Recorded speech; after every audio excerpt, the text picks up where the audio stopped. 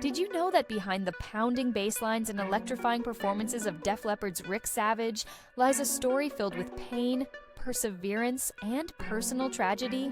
Fans see him as a rock legend, but very few know the emotional weight he's carried throughout his life and career. Stay with us until the end, because what we uncover about his past and recent years might just change how you see him forever. Rick Savage, often called Sav, co-founded Def Leppard in the late 70s and quickly rose to fame as part of one of the biggest rock bands in the world. But behind the scenes, Savage wasn't just battling the pressures of stardom, he was also facing personal struggles that would follow him for decades. One of the earliest and most heartbreaking was his diagnosis with Bell's palsy in the early 90s, a condition that paralyzed half of his face. For a performer constantly in the public eye, it was both physically and emotionally devastating. While many expected him to retreat from the spotlight, Savage pressed on, hiding his pain behind sunglasses and sheer determination. He refused to let the condition define him, even though it never fully healed. But the challenges didn't stop there.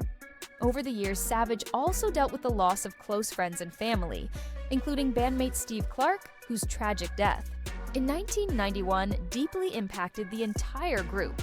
For Savage, it was more than just losing a friend. It was watching his musical brother succumb to demons he couldn't fight off. Through the 2000s and 2010s, Savage remained a steady force in the band, but life off stage was anything but calm.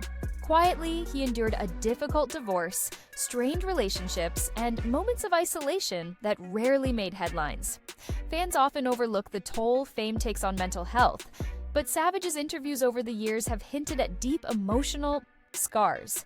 In one rare conversation, he confessed that touring and performing were the only times he truly felt in control. Fast forward to 2025, and Savage, now in his early 60s, is still performing, but with a noticeably slower pace.